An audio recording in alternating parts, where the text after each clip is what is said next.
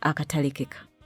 Omuntu omu yagamba nti ex we yamuyigiriza nti n'obwoba mulungi otya ye ng'omukazi tosobola kubeera nga oli mulungi eri omusajja atannakkiriza nti alina okufuuka omusajja nti akuze nti no matter how good you are you'll never be good enough for a guy who isn't ready to be a man.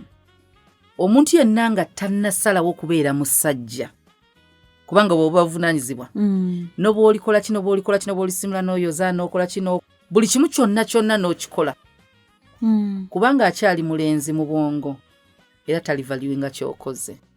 So oluusi twesalira omusango nga omuwala n'ogamba nti nabadde osanga singa nakola kino teyandikyaye ne bwe wandikikoze. He was just a guy, not a man. Yes. He wasn't ready to be a man.